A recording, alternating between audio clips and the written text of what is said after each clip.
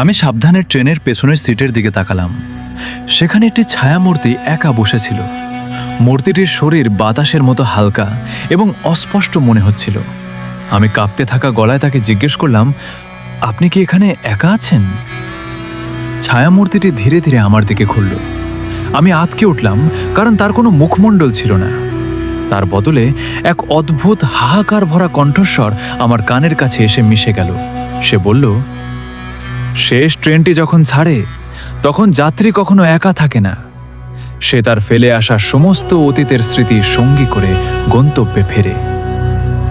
ট্রেনটি মুহূর্তের মধ্যে তীব্র গতিতে চলতে শুরু করল। জানলা দিয়ে বাইরে তাকালাম। প্ল্যাটফর্ম আর দেখা যাচ্ছে না। চারদিকে শুধু ঘুটঘুটে অন্ধকার আর অগণিত মানুষের ছায়া হাত বাড়িয়ে আমাকে ডাকছে। আমি চিৎকার করে সাহায্য চাইলাম, কিন্তু আমার গলা দিয়ে কোনো শব্দ বের হলো না। আমি বুঝতে পারলাম এই ট্রেনটি থামার জন্য তৈরি হয়নি।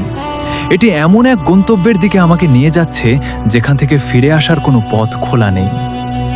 ট্রেনটি যখন আমাকে নিয়ে অজানার উদ্দেশ্যে ছুটে চলছিল, তখন আমার কানে শুধু ট্রেনের চাকার একঘেয়ে শব্দ নয়, বরং হাজার হাজার মানুষের অস্পষ্ট ফিসফাস শোনা যাচ্ছিল।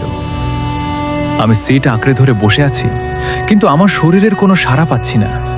আমার মনে হচ্ছিল আমি জীবিত নাকি মৃত, সেই পার্থক্যটাও মুছে গেছে।